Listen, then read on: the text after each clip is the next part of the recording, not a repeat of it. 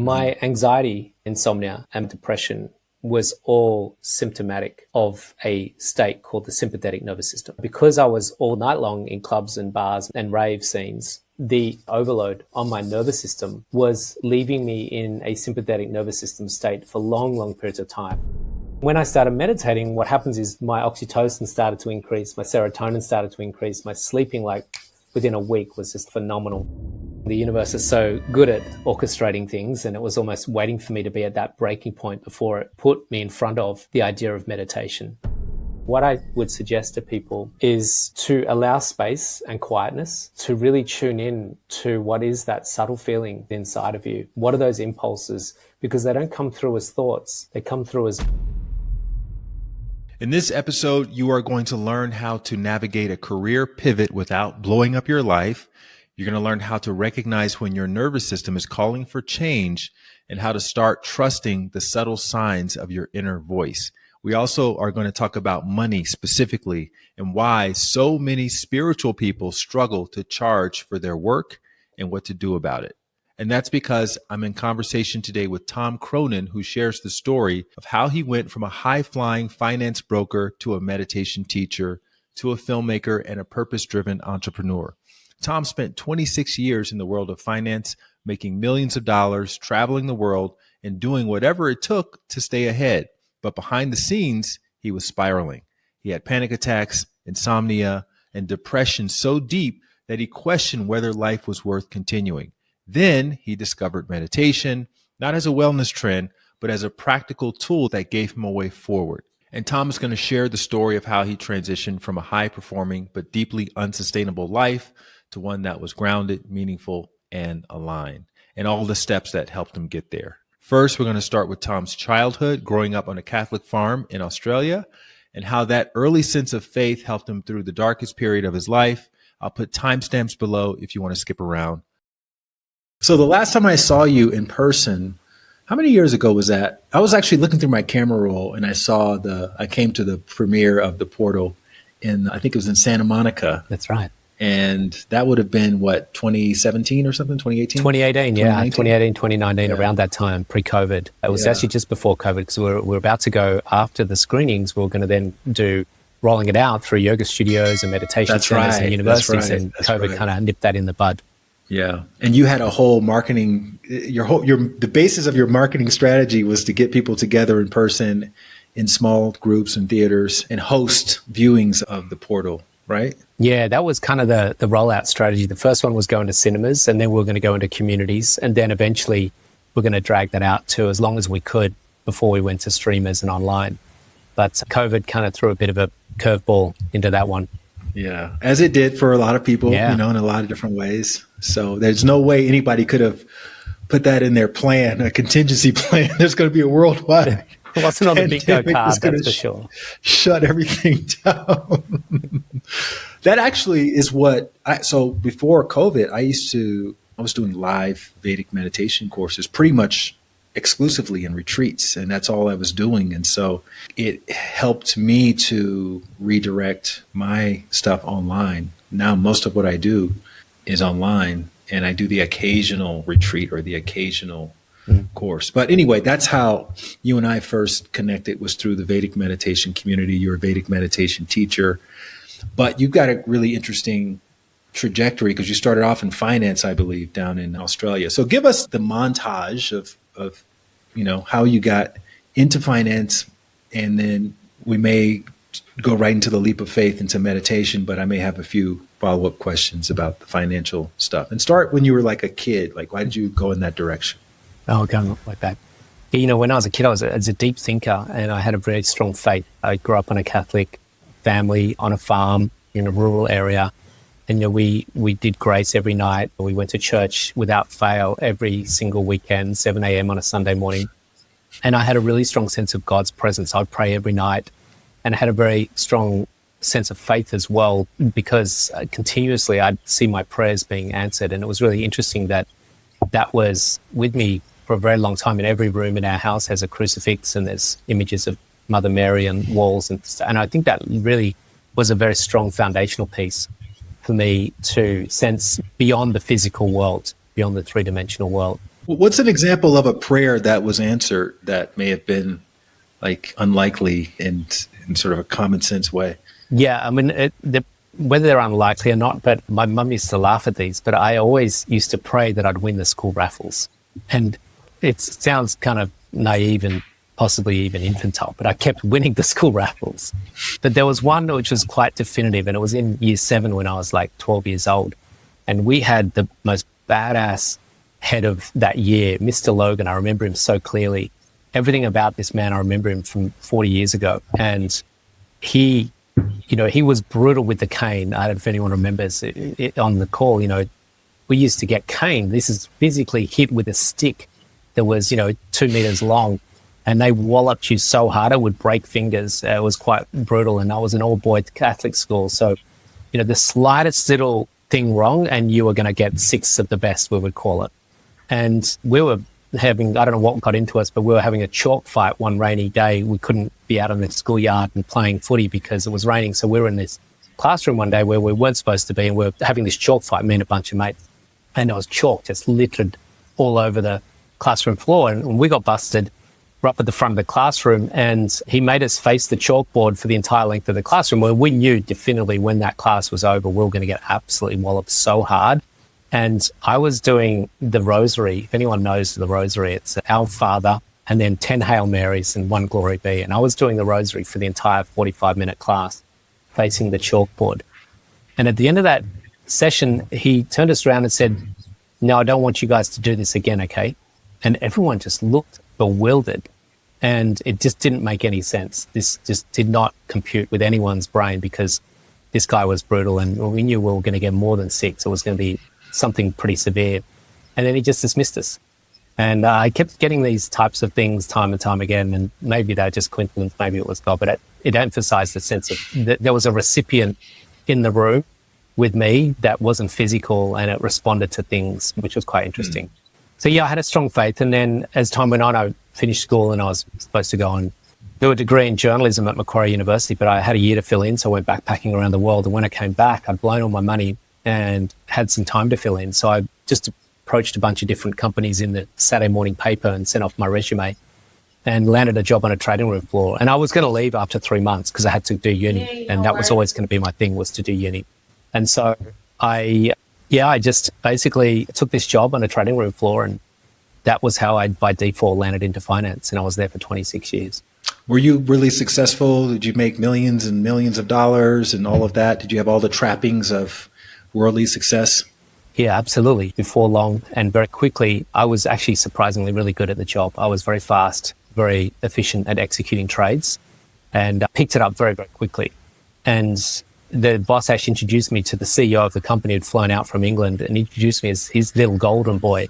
And I was only 19 years old, and, I was pretty naive, but the industry, late 80s, early 90s, if anyone's seen Wolf of Wall Street, gave me goosebumps when I saw that movie because it was so accurately portrayed. I mean, it was kind of crazy times. I won't share what went on, but it was the wild west of finance. And I just got slipped into that culture, making lots of money, doing lots of drugs, drinking. We had corporate Amex cards, and we were spending tons of money on traders from all around the world. I'd be off up to Tokyo doing client deals. And yeah, it was pretty exciting and glamorous and making tons of money.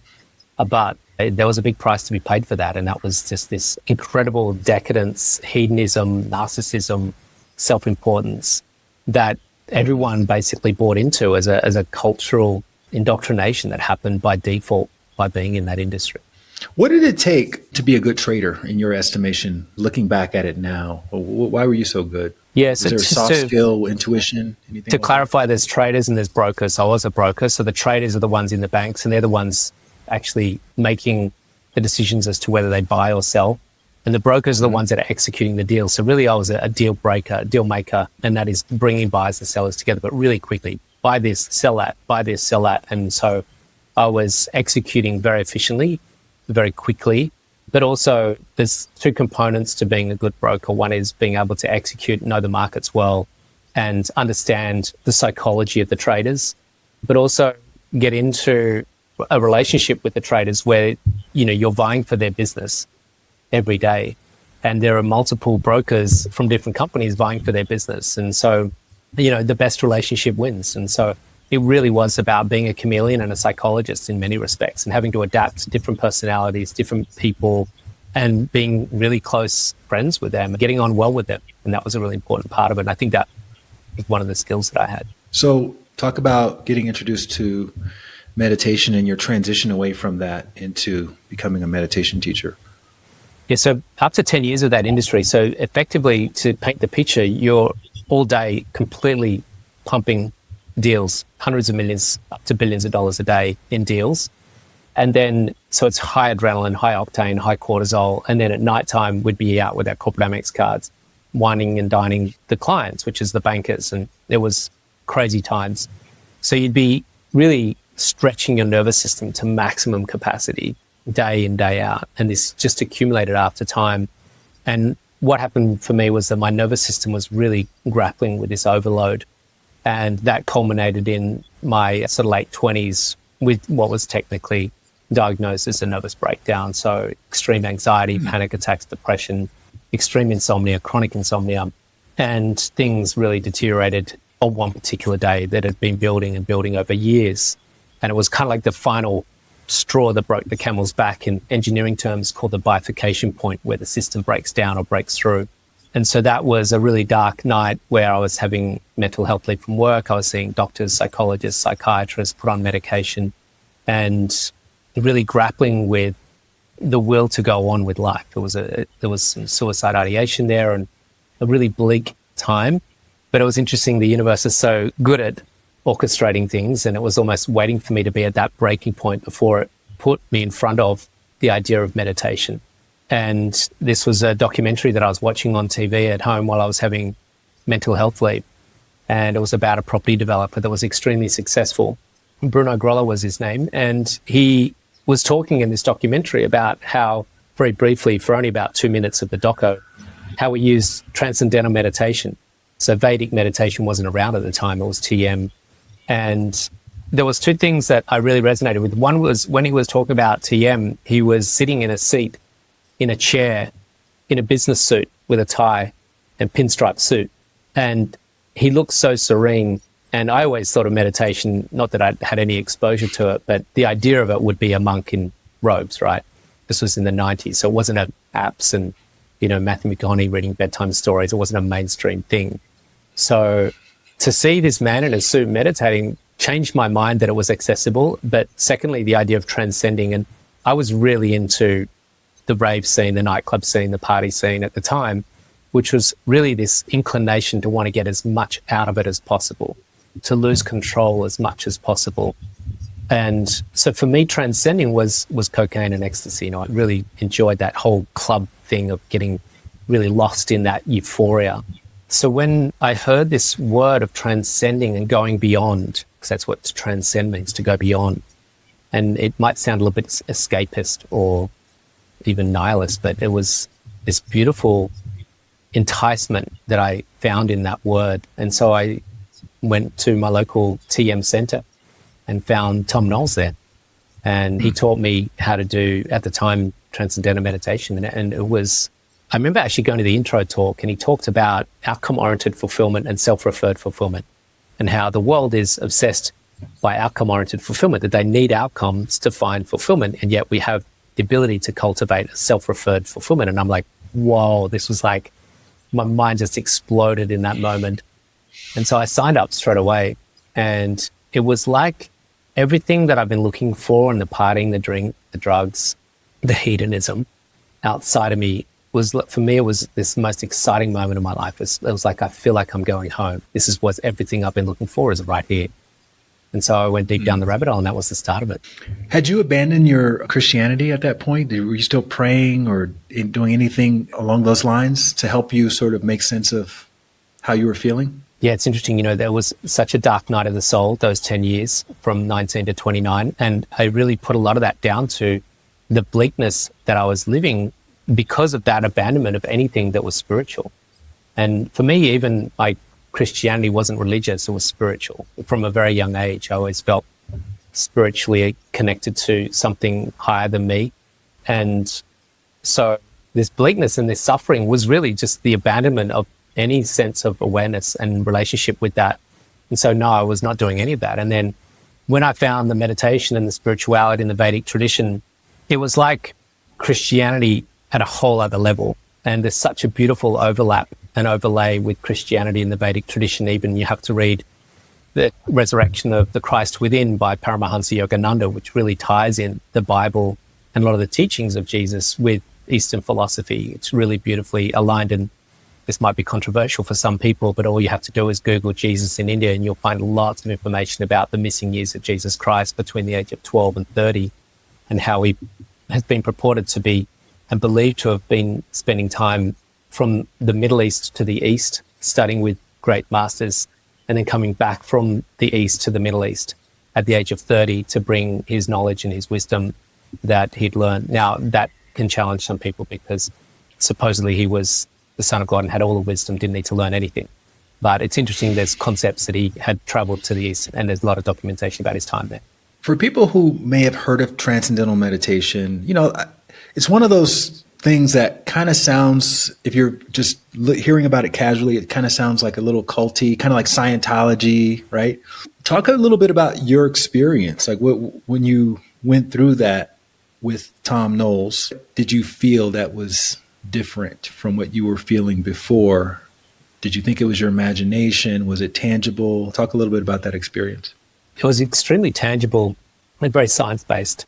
So my anxiety, my insomnia, and my depression was all symptomatic of a state called the sympathetic nervous system.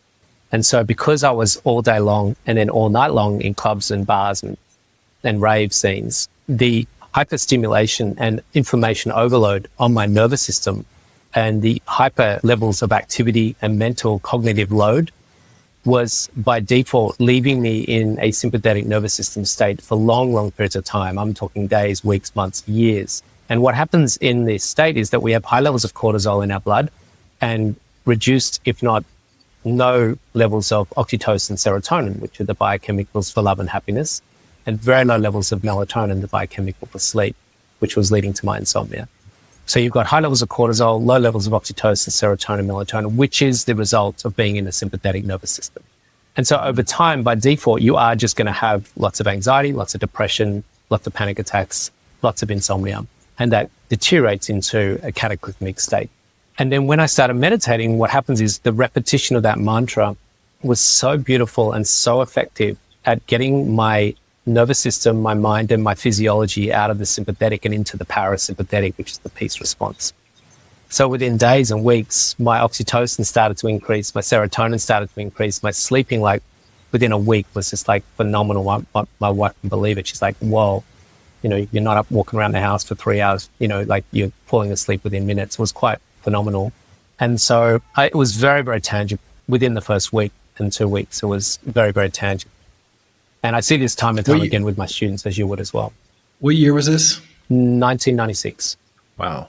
So I met Tom in 2003, and this is after I had started meditating around 1997 or 1998 with like various Buddhist or monastic traditions and just had a very difficult time. And when I met Tom, one thing that stood out to me, and I'm curious if you felt the same, is I instantly recognized him as like one of the happiest people I've ever met. He just had that sense of fulfillment and equanimity that I'd never seen before. And I didn't realize that's what I was looking for, was someone who actually embodied the stuff that they were talking about. You would meet a lot of people who were very articulate and they could tell you about the samadhi state and nirvana and all that. But there was this kind of anxiety or I don't know, internal friction that I didn't know it was there. Because I just thought they were just normal. But when I met Tom, it's like, that's what it looks like when somebody is fulfilled inside. What was your experience? Yeah, one thing that I took away from the very early sessions, and I remember the intro talk very clearly still after 30 years nearly, was this. Yeah, it's fascinating what the things I remember. But the thing that really stood out firstly was this beautiful fusion of ancient philosophy and knowledge paired with science from current world. And I really loved that. He was talking incredible science in that intro talk, whilst also integrating this depth of this lineage, which I always resonated with, the history of Christianity and Jesus, 2,000 years. But to go something beyond that to 5,000 years, that was still withstanding the test of time.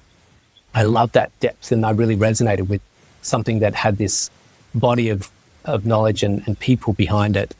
And there was Tom in a suit, and he's obviously changed his attire a little bit these days, but he was very much of the TM mold. And I think that partly the cultiness of the TM movement was that everyone was wearing brown suits and things like that, which was just like, get out of the suits, guys. There was radiance and luminosity. That was also something that was very appealing and what drew me into the practice. So you're meditating now, and a lot of times when people start meditating, they start seeing things that they weren't able to see before. So talk a little bit about what you saw in your own life or lifestyle or work or relationship with your work that ended up leading to the next evolution of Tom Cronin. Yeah, it's really interesting. And this can be very challenging for people when they start meditating, is that your daily habits and ways of living will change. And if you've got a whole community built around those daily habits and ways of living, and you're not part of that anymore, then that can be very isolating and very challenging. But for me, it was very clear and evident that there were certain patterns of behavior, certain ways of living that were not only not serving me, but they were extremely detrimental to my health and well-being. So drugs and drinking, I dropped them very, very quickly. The late nights, I dropped very quickly. So I went from being out till 3 and 4 in the morning, sometimes 5 or 6, and then going to work, sometimes with no sleep, sometimes with 1 or 2 hours sleep. It was not uncommon for that to happen. And then to going to bed at 9 or 10 o'clock and getting up in the morning and going down the beach and doing some morning Surya Namaskar and some meditation. And just seeing that compounding shift from deteriorated life and messed up life and chaotic life into greater levels of harmony. And seeing the veil of illusion of the way our life had been constructed by society, to step away from that and start to create and forge your own path was really, it was just so empowering and liberating. And of course, it was not easy because there's some ridicule and there's some loneliness and there's some people that don't want to be part of that. And you like those people being part of your life. And so there's definitely some challenges that come with that, as most of us will know. You went to the IT in 2005, right? Yeah. So when you decided to do that, no, it's IT in 2005. Yeah. No. I got it. Because I went in 2007, and he did one before that in 2005 with Gary Garrow and Will Dalton and those. You're talking about the Vedas, right?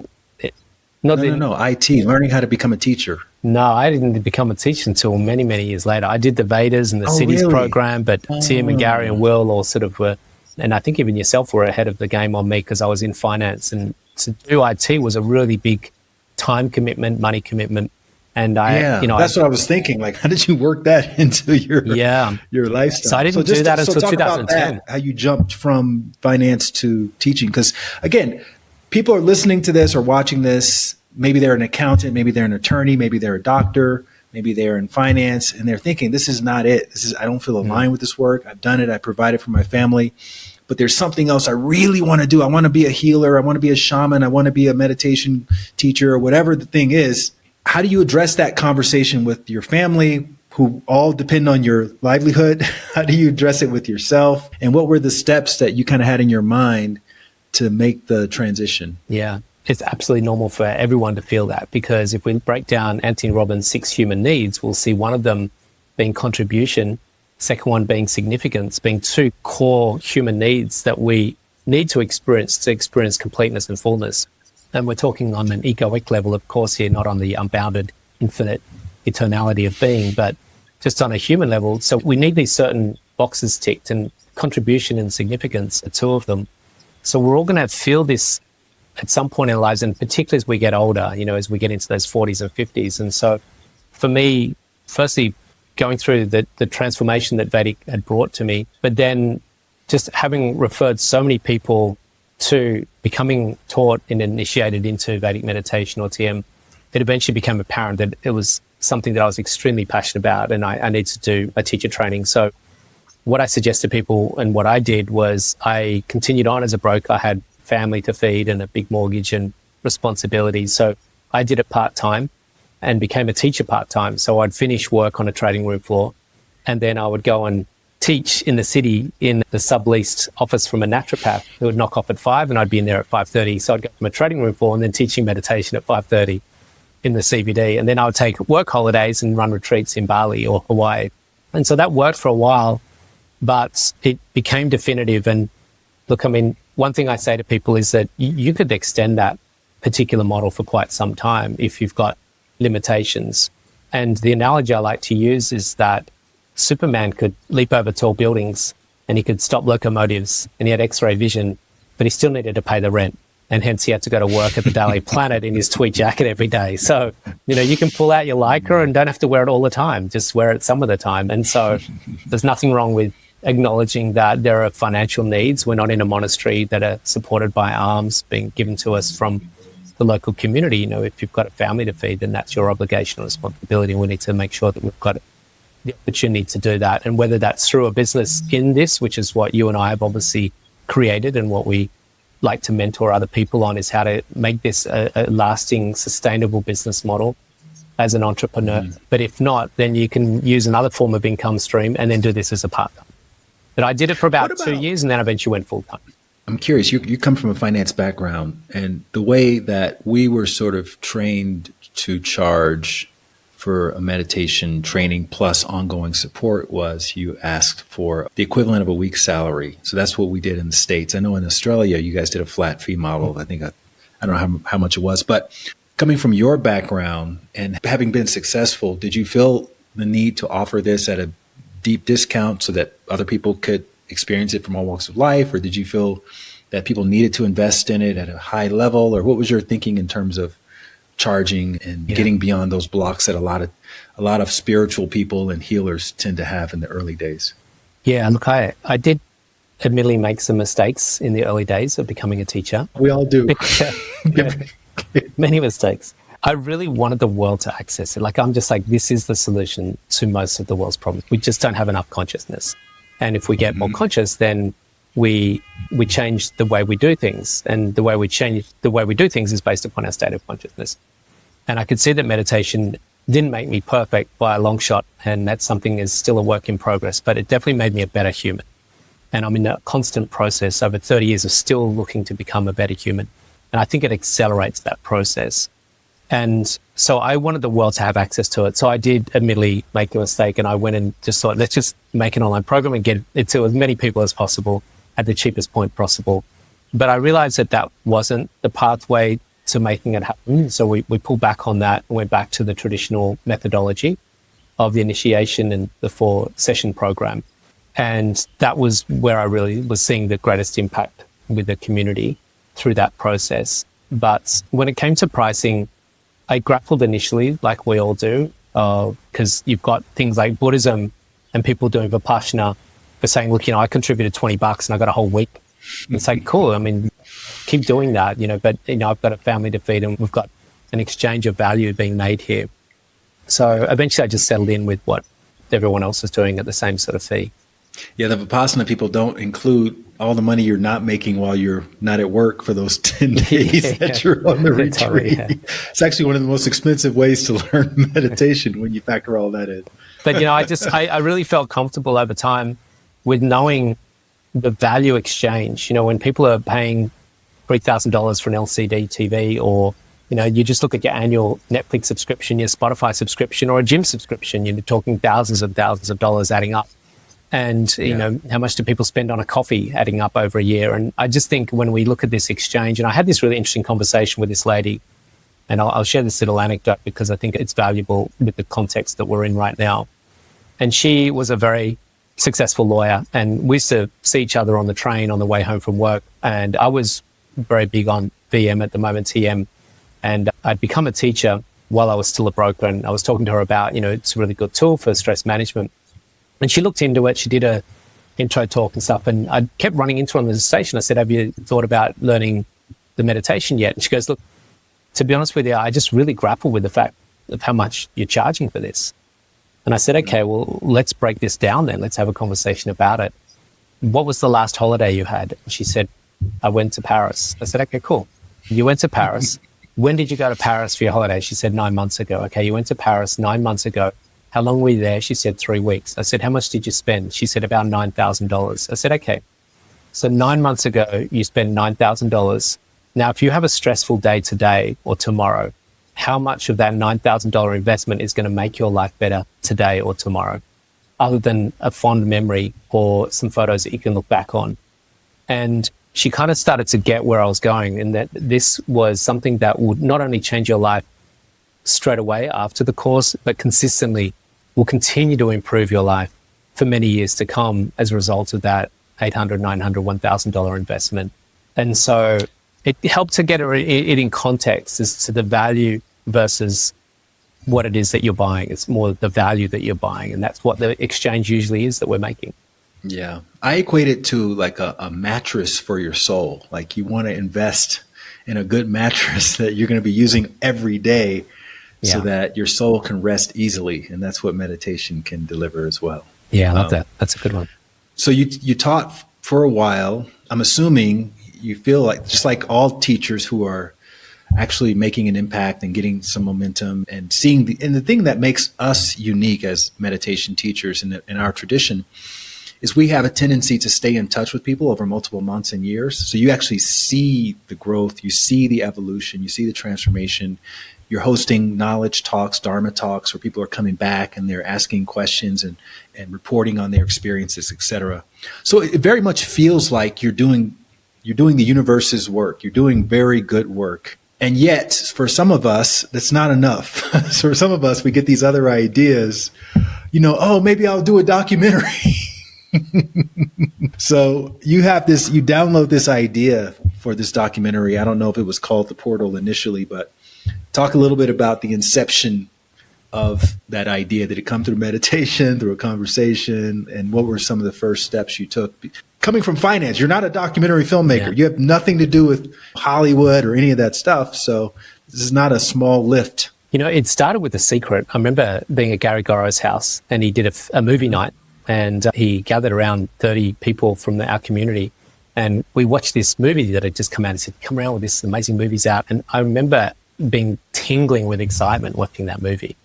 It was the first documentary that really covered this sort of genre of personal development, even law of attraction, spirituality, that sort of esoteric, what the bleep came in after that one. But really, this was the first of a long stream of docos that came in. So that really intrigued me at their ability to penetrate the world, make a $300 million business out of the idea of the law of cause and effect and law of magnetism and law of attraction. So that was quite phenomenal, their level of omnipresence with that book and film. Mm-hmm. And so as I was getting more and more passionate about meditation, and I can't remember when that secret came out, maybe it was 2008, 2009, and I was getting really excited about becoming a teacher, and I did my teacher training, and I thought that with a mate of mine, we decided to do something similar with meditation and make it the next, because what I found with the secret was missing was the key component of how to get expansive in your mind. Yeah, the how was not there. They weren't showing people how to expand their mind and get out of those limiting beliefs. And that's where I feel that transcendence into the field of infinite potential and infinite creativity really came from. And so I wanted to make a film about the how. And so the first rendition of the film was called The Stillness Effect. And I really loved it. And I wish today that we stuck with the original vision for that film. And we had a great teaser. We raised some capital from investors. And I think in hindsight, that was where things went wrong with that project by not sticking with the original vision. And I won't go into too much detail as to why that happened, but it was railroaded and detoured. And that was very unfortunate. And then it went into a very crazy pathway. Was that by investors No, it was by a director that we brought on. And so that really, he didn't really see the vision that we saw originally with the film. And it had to become something else for him to put his stamp on. And so that's when I remember the day when he said that we're not doing that film, we're doing something else. And I remember that was when it was like one of those fork in the road moments. And The Stillness Effect would have been, I think, a really beautiful, powerful film. But it ended up becoming a number of different renditions as we got way and way further off the track. And the big lesson for me going back after losing a lot of money, losing our house, and having 10 years of my life really, really pulled into another direction from the direction that I had always intended it to go in, was to really find your voice and to really be, my Enneagram is peacemaker. And so me, that's a really beautiful quality when you're a meditation teacher, but it's a terrible quality when you're in business, because you don't want to upset anyone. Just say, yeah, you do what you want to do. I don't want you to be uncomfortable. And you're just a yes man when you shouldn't be a yes man. And so that really led to me saying yes when I should have been saying no the whole time. And I should have been clear about that. Obviously, it's easy to look at it in hindsight and come to that conclusion. And I had this experience with my first book that I published through Random House, where they kind of railroaded me. Right. This is going to be the title. This is going to be the cover. I'm thinking, this is what they do for a living. This is all they do every day, all day long, right? Mm-hmm. These are professionals. Yep. They get paid good money to make these decisions. And now, of course, looking back, I think we should have gone with my ideas, because I'm the one that's actually selling the book. Yeah. And it's the message for this particular medium, which is me. And I didn't really, I didn't have enough experience to connect that dot. Nowadays, when I talk to somebody about going with the publisher, I say, just do it yourself, because you're going to have a lot more control, and you're going to be the one holding the bill at the end of the day anyway, selling the book. So just take the chance on yourself. But so many of us find ourselves in that situation, right? How would you advise someone today who is maybe putting themselves out there, betting the farm, if you will, on themselves, in listening to the gatekeepers and the experts versus tapping into the internal voice and listening to that? Should there be some sort of balance? Yeah, look, I think it's a fine level and a fine balance. And, in the Vedic tradition, we talk a lot about the fine level of feeling. And we have very cerebral minds. We're very cerebral in our existence. We're very mental. And you think about, we listen, we talk, we read, we watch, and it's all very mental. So we're very top heavy. And so deep down here in the heart and in the gut, there's a much more intuitive communication system. But it's kind of like we've got Metallica here and we've got the Beethoven Sonata. So this is on full bore 10 on the volume dial, and this down here is on 3. And it's very hard to hear it while there's a lot of noise here. And I've had this a number of times in my life where I get these incredible epiphanies, either in meditation, outside of meditation, sometimes at the gym when I'm just working out. And I go, it might be a share trade. In the old days, I'd have this incredible idea of a share trade. And I would go then back to work, and I would then speak to the professionals and say, hey, what do you think about this? I've got this thought came through. And they're like, no, don't touch it. It's terrible. And many times in my life, I've been talked out of doing really good ideas by someone that's more qualified than me. But ultimately, deep down, there was this intuition, and the universe is trying to guide us to greater success, greater harmony. And it's so hard for us to listen to that and trust that, because we're generally listening to some other authority that's not aligned to that vision or that impulse that we had. And I agree with you about the book, and this is the thing. What happened to me was that person was technically more qualified. They'd made a film before. They'd sold a film before that was very successful. And so I handed all my authority and autonomy and sovereignty over to them, and not trusting in my own intuition, because I didn't feel I had the capacity to back myself. So what I would suggest to people is to allow space and quietness, firstly, to really tune in to what is that subtle feeling within inside of you. What are those impulses? Because they don't come through as thoughts. They come through as these sort of guidance and impulses and intuitions and feelings. And looking back now over time, I can see so many times where my life has been a bit of a chaotic experience or seemingly wrong decisions. And I know people say there's no wrong decisions. I actually think there are wrong decisions. I think there are bad decisions as well. And I look back and I can see that nearly all of them, when I didn't trust an inner knowingness and an inner feeling, and not to put blame on everyone else. That's not the case. The blame's with me, because I didn't trust and didn't listen and didn't act on those inner feelings. And I think that's a big lesson for me. So double click on that, a wrong decision or a bad decision. Are you suggesting that if you had made the right decision, you would not have lost your house? You would have not have gone through the 10 years of internal absolutely. chaos absolutely. related to that project? Yeah, there was a lot of bad decisions and wrong decisions along the way. And someone say, well, you wouldn't have learned the lesson. There's a saying that a rishi only takes a hint. And what that means is that one that's wise, which is a rishi, a seer, one that's tuned into inner knowing, inner truth, inner wisdom, they only take hints for guidance. They don't need cataclysmic events. So some might say, oh, we need that cataclysmic event to learn the lesson. So, well, not necessarily. We can learn a lesson before the cataclysmic event. and avoid the cataclysmic event. And this is how we get into Brahma dominant mode, which is being more on the creative, harmonious path without turmoil and chaos. So yeah, life doesn't necessarily need a lot of bad decisions for us to learn lessons. Hey, if you've been knocking your head against the wall when it comes to daily meditation, falling off the wagon, getting back on, not quite sure if what you're doing is working, don't worry, I got you.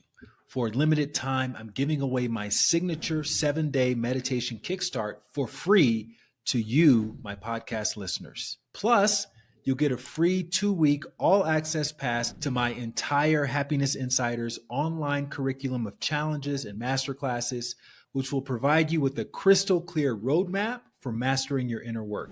You'll also get support directly from me and accountability and a place to ask questions. And you can join me live for a meditation on each of your 2 free weeks. So with zero cost to you, you can get a daily meditation practice that you'll actually enjoy and look forward to doing for the rest of your life. And you'll have me to personally support you and hold you accountable.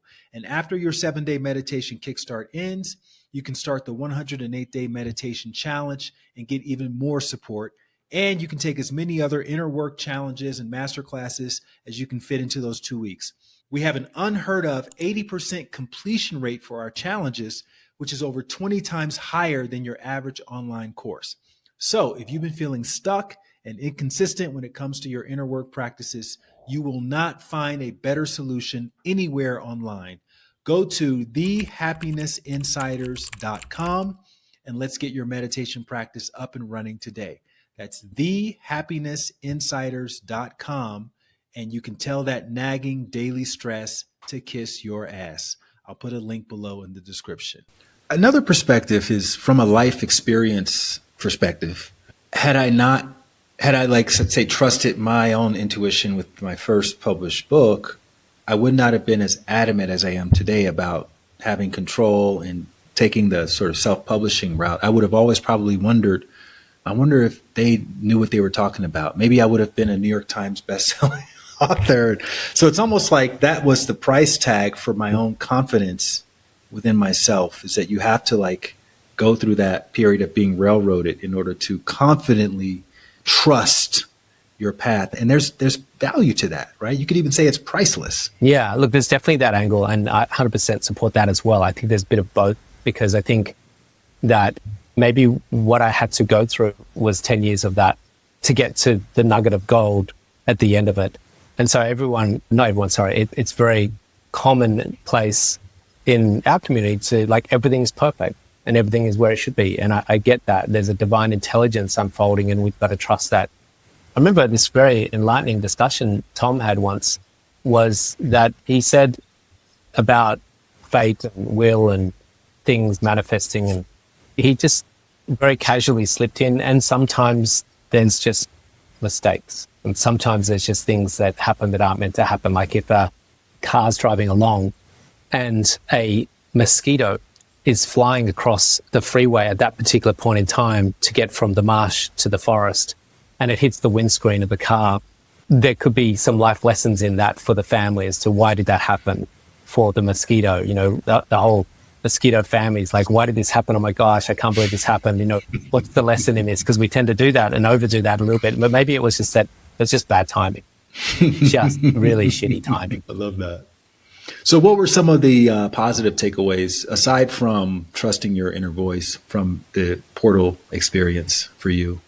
You know, maybe creatively, maybe emotionally. Yeah, it was a phenomenal experience. I do love films, and I love the film industry in some respects. There's a lot of problems with it as well, but I loved the tenacity that was required, the gumption. We don't hear that word often. Gumption and grit, the two words that are very rarely used in our world today. And it requires a lot of gumption, a lot of grit and tenacity and determination. So it taught me a lot of that, to apply that. I had some amazing connections literally on the way here to having this call. I was having a conversation with some very senior filmmakers in Australia about a new project that's been presented on my doorstep. Not that I'll be making the film, but connecting people in. And so I've got some great contacts, some great community, and just having the experience of traveling the world. You know, we did 23 city Q&A tour of the US. And that was such an incredible journey. It cost us a ton of money. We lost bucket loads on that, but it was just a beautiful process to go through Santa Monica and San Fran and Santa Fe and Portland and Washington and across to New York and Boston and Philadelphia. It was really amazing to see these cities, which I never would have had the opportunity to see. So in the making of the film, we saw lots of the world, and in distributing the film, we saw lots of the world and had lots of amazing conversations. And I think in the end, we produced a really beautiful, rich message to humanity. And it was interesting that we're talking about in the film in 2018, a loving AI that was conditioned and programmed to only respond in a loving way. And that being a possibility for humanity, if we code not just AI, but humans to be that way, and the potential for humanity if we do that, which is really exciting. Yeah, I came to the one in Santa Monica, and I remember being profoundly impacted by watching that film and having it sort of linger with me long after. And so I thought it was, obviously job well done, and would like to have seen more happen with it. And you never know. These things, how life is, man. This thing could become a cult classic 50 years from now. Yeah, it's like everybody in the world has to see this film. If anybody's curious about The Portal, how can they watch it today? Yeah, there's two ways I can see it at the moment, and that may change if they listen to this down the track. Who knows? Netflix may pick it up one day, but I doubt it. We'll see. There's a challenge for Netflix if you're ready for it. But at the moment, it's on Gaia. So if anyone's got a membership or subscription to Gaia, they can get Gaia TV and watch it there. And it's on our website, entertheportal.com, so they can still see it there. And it's one of those interesting things I agree with you that there were people that really resonated with the film to the point where it just blew them away. And we've had some phenomenal testimonials, and you just go to IMDb, and it's really interesting that when people rank a film on IMDb, they give it either, ones through to tens, and it has a lot of tens and nines, which is very rare for a documentary. And it has lots of ones and twos. So that's really rare. Normally documentaries are usually 4, 5s and 6s. They're kind of like, yeah, it was nice, it was interesting. I learned a lot about that. So this either blew people away. And that's partly because the way we made the film was that we wanted to start with where the audience is at. And that's in a really state of cacophony and stress and turmoil. And the first 20 minutes is actually quite hard to sit through. And not everyone gets through that 20 minutes. You got to Jackie, the director, wanted to make people have to work a little bit. We're not going to just lay it out on their platter and make it easy for them. But the back end of the film, we put in binaural beats, we put in a meditation, we changed the music, we changed the pacing, we changed the cutting and the content, even the message. And so the back end really lifts people up and leaves them in quite an elevated state if they're susceptible and open to being congruent with that vibration. But for some people who particularly might be very cerebral and can't drop into their heart space, because it's about going from your head to the heart, and that was in our film tagline. And that might be for someone very cerebral that's an analytical person, then that might be a bit challenging and uncomfortable. So that's where the ones and twos were coming in. And it missed the mark with people like the film distributors, and it missed the mark with a lot of the film festivals who were assessing a film. When they're only watching 5-10 minutes of a film, they're not watching the full 90 minutes to assess a film, whether it's going to go in that festival. When our toughest part of that film is the first 5 minutes, then it was hard to get into those places. Was that something else you had intuition about, or is that something that surprised you because you thought, oh yeah, that makes sense, make them work a little bit? I wanted it to be a little bit more accessible. One distributor said to us, look, you've made fine dining and we sell pub food. Our audience doesn't want to buy fine dining, they want to buy pub food. So I did want it a little bit more mainstream, a little bit more accessible. But one thing I learned as a producer, when you have an idea of a project, if you're an author, even then it's a little bit challenging if you're working with a publisher and a publisher's editor. But generally when you're an author, you kind of have a lot of autonomy about what you're creating. If you're an artist doing a canvas, you have a lot of autonomy about what you're creating. As a filmmaker, you don't. You really give it over to a lot of people, the editor, the sound guy, the director, the DOP. There's like 5, 6, 7 people that are all putting their thumbprint, their blueprint. They all want their idea to be in the yeah, absolutely. And so you kind of like, well, I don't know what the heck I'm doing, but I kind of want it roughly like this. And you just go, here, give it to you guys, and you do it. So you definitely have to just trust the process and let go and hope it works out. And that's where it's very hard to, I've learned it's very, very hard to get a film or a TV show that really hits the mark. And, A24 are doing a great job of it, of consistently putting out really good films consistently, and they've got some great filmmakers. And I know Netflix is really good at creating documentaries. They've got it down to a very fine art now. So what percentage of the final product was your original vision for I'd the say film? 5, 10 maximum. We were going to have celebrities in there talking about meditation, Ellen and Hugh Jackman and the Beatles. And what happened with that idea? That sounds like a good idea. They wanted to make art, and they wanted to make fine art, and that was too cheesy and too commercial. They didn't want to. I'm like, well, we need it to be commercial. And so it was just really challenging to get that original vision back once it's kind of had been so far gone. So your days of betting the house on an industry you know nothing about, those days are over. My wife has handcuffed me. She's like, never again. You know, it's interesting. Barack Obama, he would run for these offices and he would lose in horrible fashion. Like literally they would call the race 2 minutes after the polls closed, and he would lose all this money. And when he decided to run for president, he really had to talk his wife, Michelle, into being okay with that decision. And it took a lot. It took a lot for him to do that because they had lost so much money. And it got to the point where there's one story about him going to the Democratic National Convention and sleeping on the floor of a friend of his because he couldn't afford, he flew like one of the discount airlines out there, couldn't afford to, his card got rejected at the car rental place. So he didn't have a way to rent a car and slept on the floor. And then they wouldn't let him inside of the convention hall because he didn't have the right type of ticket. So he ended up just flying back. This is when he was a grown man, like literally a couple of years before he ran for president. So having gone through all of that, his wife was like, obviously you're not going to run for anything else, are you?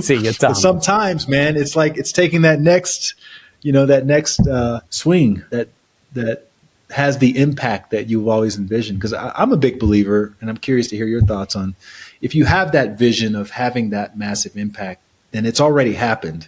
And so now you just have to keep going up and taking the swing, which is a baseball reference. Yeah. And putting yourself out there, even especially after striking out once or twice. What are your thoughts on that?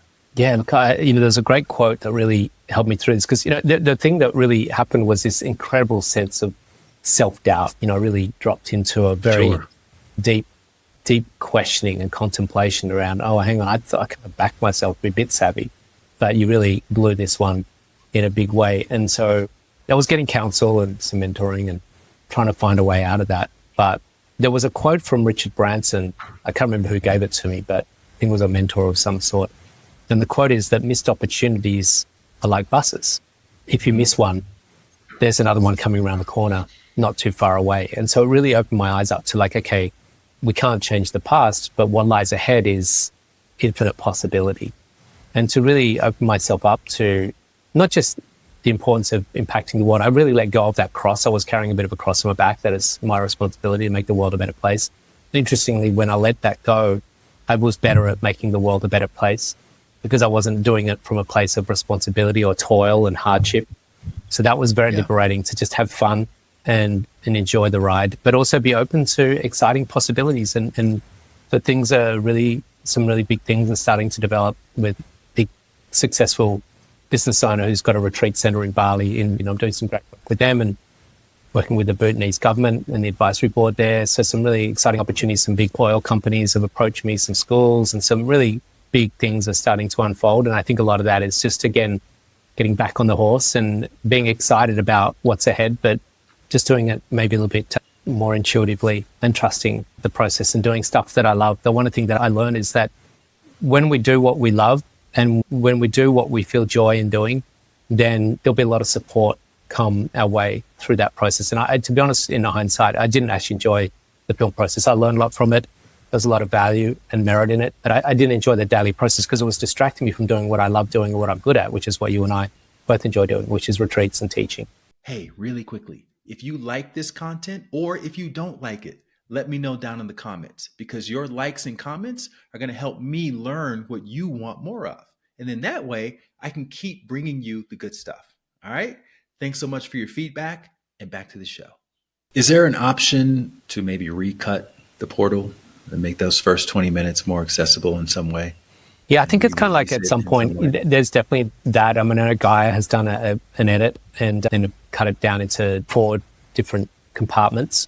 I haven't seen their finished product, so I'm looking forward to that. I may watch it, I may not. Who knows? We'll see. I think there's this really nice letting go and surrendering and just giving it over to the universe. You know, it's interesting. Eckhart Tolle's book, The Power of Now, sat on a bookshelf for 4 years before anyone found it.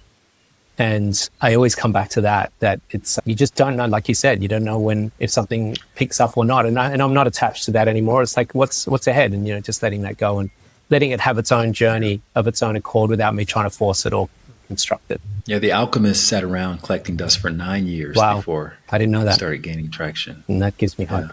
It's a great story. Yeah. The backstory of the alchemist. Mm. So you mentioned at the beginning of our call, you have this academy. I have a lot of people who listen to this and watch this podcast who would identify as spiritual. They're in the spiritual community, right? They're people who may be doing the part-time yoga teaching, meditation teaching thing.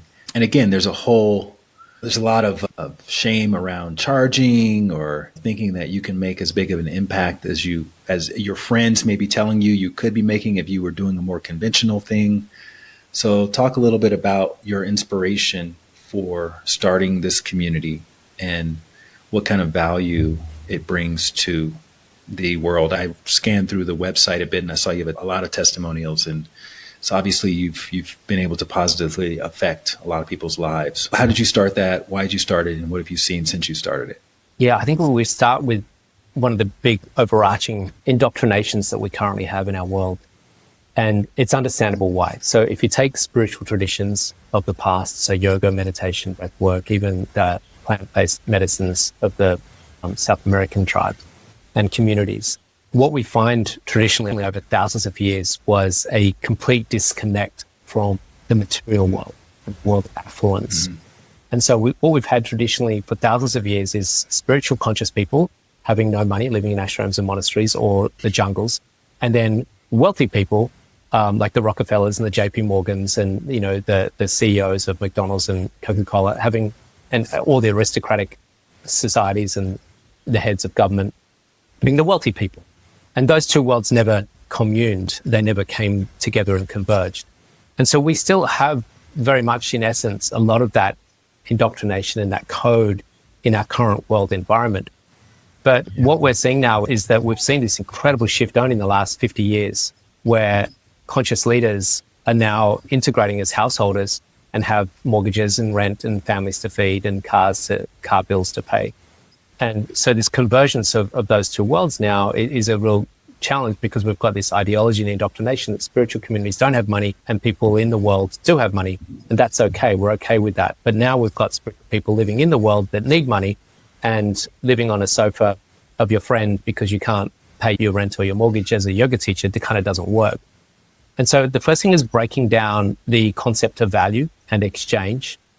Most of the world would wake up every morning and have no concern whatsoever that the CEO of McDonald's or Coca-Cola get $15 to $20 million a year in options and salary and bonuses. And so their contribution to the world gets remunerated by money, by finances. And most of the world are like, well, that's just normal. That's the way the world is. But when we see contributions to the world in consciousness, in heart opening, in healing traumas, in healing ancestral wounds, what is the value of that? How do we quantify that?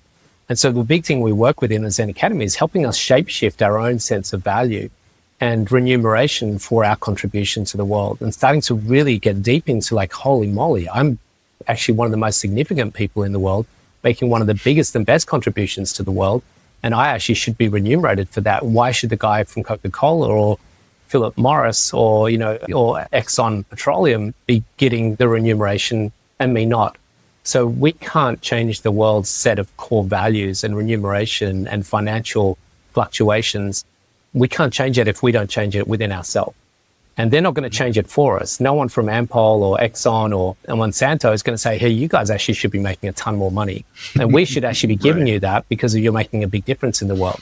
That's not going to happen, right? We have to be the one. So we start with that premise of really shape-shifting our own relationship with money and breaking free of our ancestral indoctrinations. You know, I have deep Irish heritage. So only 2 generations back, we're in the 3 generations back, we're in the 1800s in Northern Ireland or Southern Ireland. And we're potato farmers. Money is hard to come by. So that can be very easily integrated into my own current modalities and relationships with money. So we have to break free of that. And we also have to break free of spirit coding and constructs around it as well. So it's all about contribution. And then we help them set up business models, because a lot of them are really good at breath work, yoga, and meditation, but really lousy at business, really lousy at marketing, really lousy at sales. If you can't do sales and marketing, it can be really hard for you to have a sustainable business. And so we want these people to have sustainable businesses that diversifies and realize that you've got a diverse array of offerings that you can bring to the world: keynote presentations, corporate trainings, retreat, online programs, books, workshops, one-on-one coaching, group coaching. So we help them build out a customer journey for them, build out product pipeline, build out product placement, and then message to market, website, social media strategies. The whole business and mentoring is sort of bundled into that sort of spiritual business training program called the Zen Academy. And alternatively, what ends up happening is you have people who have very thin levels of knowledge, or they're just seeing wellness as an income producing opportunity, but they're really good at marketing. They're really good at Facebook ads. They're really good at funnel building. And they get on there and they can make themselves look like they're sort of like the king of meditation or of shamanism or whatever the thing is. And they saturate the market because they have those skills. And then you join their course and you see that you're not really getting a lot of value out of it. And you start thinking, oh, well, everyone's a charlatan. And that's not really the case. It's just that the people who are really knowledgeable don't have those skills. So you're helping those people compete at that level, because it is a bit of a competition for attention. Yeah, it's tricky. It's one thing I've learned is that there's a lot of people charging a lot of money for this type of mentoring. So we keep it really, really low and as affordable as possible. And something that I've learned many times over and paid the price of paying huge amounts of money, tens of thousands of dollars, to people that are promising incredible things with funnels and opt-ins. But I always come back to, and the one thing we teach a lot in the Zen Academy, is that you can grow a multiple 6-figure business by just simply being all organic. That's consistent content, consistently putting yourself out there, having the right product lines, and providing incredible value to the community with offers that really make a difference and change people's lives. And that alone, with a little bit of some simple, nothing that's all consuming and overwhelming content that goes out to the world, and some really decent product lines, those two things is enough with some attention without getting caught up in really expensive funnels, and we call them funnel bros and big agencies and things like that. Is this kind of like your main thing now, or are you still teaching a lot, doing a lot of retreats? Yeah, it's really spread across. Any other downloads come through? Yeah, I appreciate that. Look, it's really, I'm very comfortable now with the current business model. It's very diverse, and I like that diversity.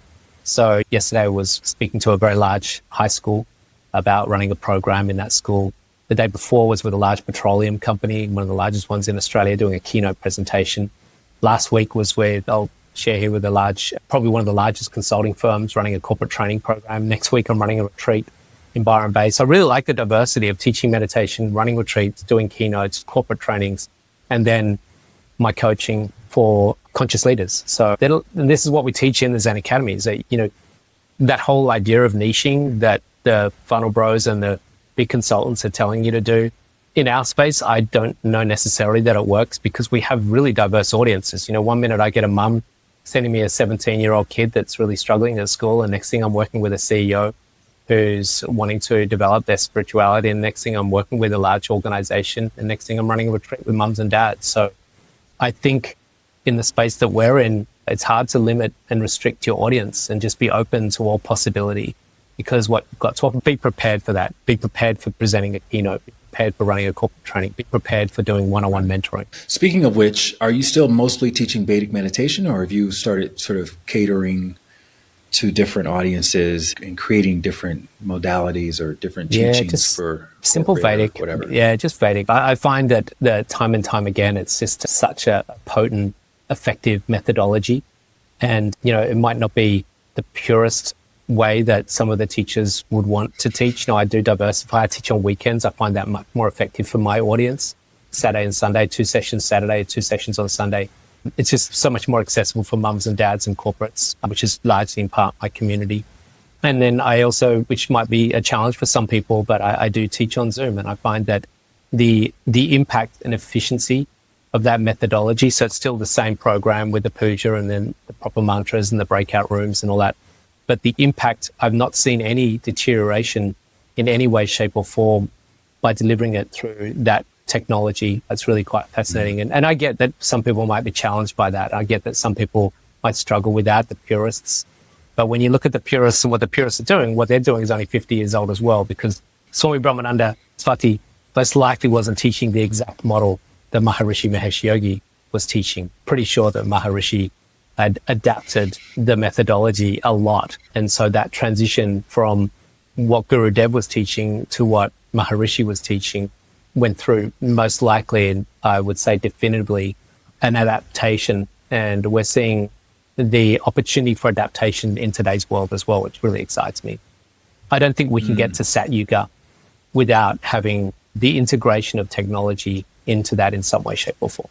Can you define Sat Yuga for the people? So Sat Yuga is a phenomenon known as an enlightened time, an enlightened planet, where we have what is inherently available and accessible to all humans, which is innate wisdom and expansive consciousness beyond the field of the intellect and the thinking mind, to be experiencing themselves beyond the thoughts, feelings, and physicality, but to experience themselves as a unified field at its subtlest level is available to all humans. And in Sat Yuga, that's something that humans experience, not as a concept, but as an experience.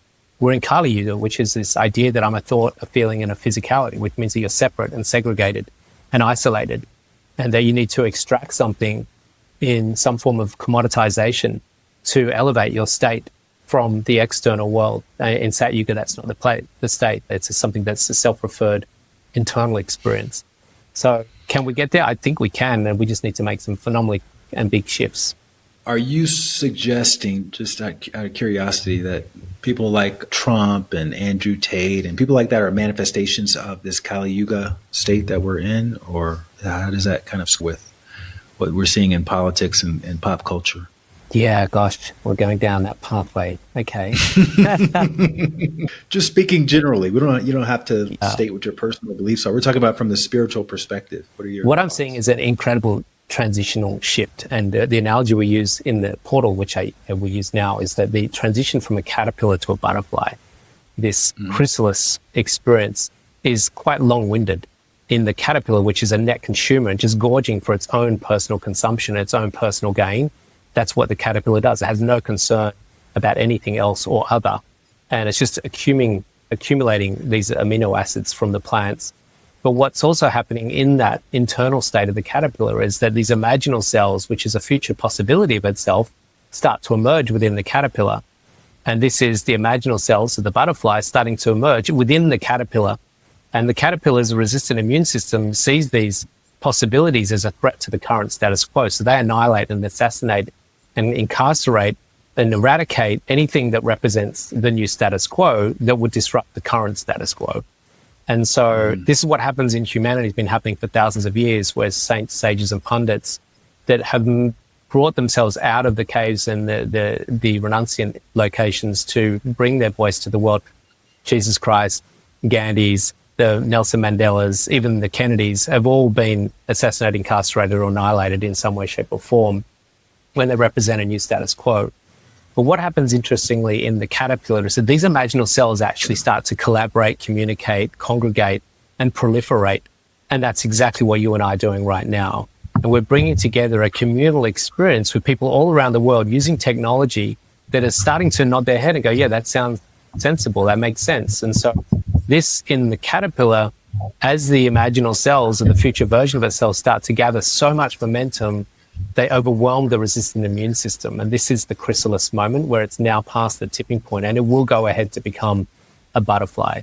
Now, we're not quite through the chrysalis. And the big interesting point is we're getting to a really interesting crisis point for humanity, is that we're really getting to a bifurcation point of breakdown or breakthrough. And breakdown means existential risk to humanity, which we covered in the portal, that we are a very high probability on the current trajectory. If we annihilate and assassinate any imaginal cells that represent a new way forward and wipe out those possibilities, we will self-terminate, which is what happens in the caterpillar. We'll self-terminate as a caterpillar. We will die and wipe ourselves out as humans in the Kali Yuga. But if we get enough congregation, collaboration, and communication happening with the imaginal cells of the future way for humanity, we will see that chrysalis moment, and we will see ourselves move into Sat Yuga and an enlightened planet. And we've got a lot of imaginal cells starting to congregate, collaborate, and communicate. But have we got enough yet to move the powers that be that are currently controlling the forces of the planet? I don't think we're there yet, but we're getting closer. Sounds like the next book, my friend. Possibly, yeah, maybe. Could be another film in that. Yeah, I was thinking that too. How are you thinking about success these days, having all the experiences that you've had in your life, the failures, the ups and downs? I think success comes twofold. One on what we call the karma kind level, the gross level, and that is having, as we look at Maslow's hierarchy of needs, the base levels of existence fulfilled. Am I comfortable? Am I safe? Am my family looked after? Have I got community? Have I got a sense of connection? Am I living with a simple life, spending lots of time in nature? So there's that. And then success is also living joyfully. And, the last few years, there was not a lot of joy. For me, the big thing that I'm really working on is how do I live simply? And there's a beautiful exercise done by Elizabeth Gilbert. Some of you might know of her. And she asked her audience in this talk she was presenting to write down in their notebooks the things that they would do when they feel enchanted. And interestingly, they then, after the exercise, she got them to stand up and read out some of the things that were in their notebook. And interestingly, what they wrote were sitting at a windowsill, watching the rain outside in the garden, reading a book under a tree, going for a walk with their dog, lying on a beach. The things that enchant us, things that stir joy in our heart are really so ridiculously simple. I'm pretty sure I wasn't there, but I'm pretty sure no one said scrolling on my phone through TikTok or working a 16-hour day for a large corporate. And, it's just really interesting, shopping, walking through a shopping mall and spending $400 on a bunch of clothes that I might never wear again. So it's really simple. And for me, that's the ideas of success. And maybe it's an age thing as well. I'm just getting old. Right. I love it. I think that's a good place to stop, man. Thank you so much for sharing your wisdom. That was awesome. And sharing your experience so vulnerably. I think that's going to help a lot of people. Thanks for inviting me in and creating the space for this to happen so that people can hear this. It's an opportunity to share. So thank you. Hey, thanks so much for watching. If you resonated with this conversation and you want more, start by checking out this one. And otherwise, we've got an entire playlist of similar conversations. So make sure you're subscribed and please leave a comment letting me know which other guests you'd like for me to interview on this channel.